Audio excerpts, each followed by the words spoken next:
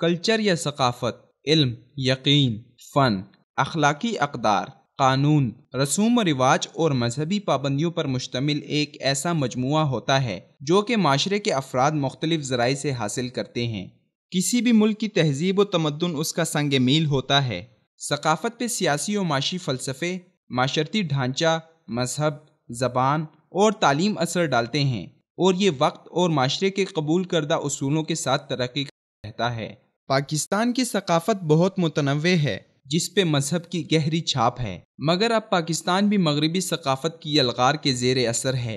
جس میں برطانوی رنگ نمایاں ہے، اور اب وقت کے ساتھ ساتھ اس اثر میں اضافہ ہو رہا ہے۔ گلوبلائزیشن کی ترقی کے ساتھ الیکٹرانک اور پرنٹ میڈیا کے ذریعے مغربی لباس، کھانے، رہن سہن، زندگی گزارنے کے طور طریقے، زبان ہم پہ گہرا رنگ چڑھا رہے ہیں جو کہ خطرناک بات ہے۔ برطانوی نوآبادیاتی غلامی کے زیر اثر 100 سال سے زیادہ رہنے کی وجہ سے پاکستان ابھی بھی ان غلامانہ اثرات سے مکمل طور پر چھٹکارا نہیں حاصل کر پایا،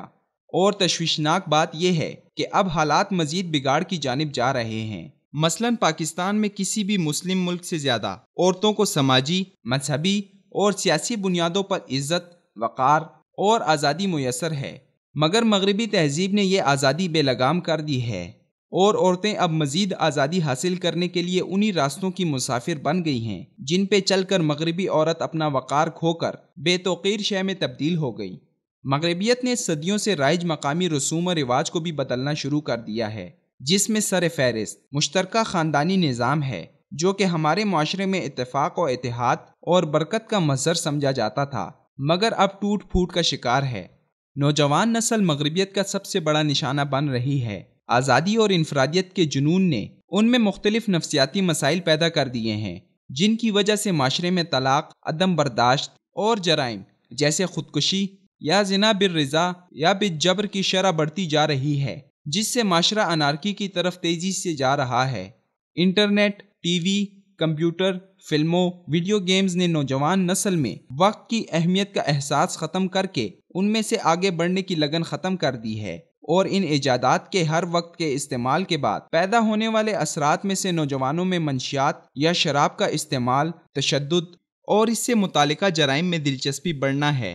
پاکستانی کھانے جو کہ اپنے ذائقے کی وجہ سے تمام دنیا میں ایک منفرد مقام رکھتے تھے، موجودہ نسل کے دلوں میں اپنی جگہ بنانے میں ناکام ہیں، جو کہ گھر کے پکے ہوئے کھانوں جن میں ماں یا بہن کے پیار کی خوشبو رچی ہوتی ہے کو چھوڑ کر مشہور فاسٹ فوڈ ریسٹورنٹس کا رخ کرتے ہیں جہاں بے ذائقہ اور غیر صحت بخش کھانے مہیا کیے جاتے ہیں۔ روایتیت سے بھرپور مشروبات جیسے لسی، سکنجبین، سردائی، ستو، بادام یا سندل کے شربت کے بجائے اب کاربوریٹڈ مشروبات کا استعمال فیشن کی علامت بن گیا ہے، جو کہ مہنگی ہونے کے علاوہ انسانی جسم کے لیے زہر سے کم نہیں۔ مغربی ثقافت سے متاثرین میں سب سے زیادہ اردو زبان ہے، جو کہ سرکاری کاغذات کی حد تک پاکستان کی قومی زبان ہے، مگر اسی ملک میں اس کا بولنا احساس کمتری کی علامت بن گیا ہے، جبکہ انگلش بولنا پڑھے لکھے ہونے کا معیار ہے، جس سے معاشرے میں طبقاتی خلیج مزید وسیع ہوتی جا رہی ہے، جس کا قصوروار حکومتی ارکان کے علاوہ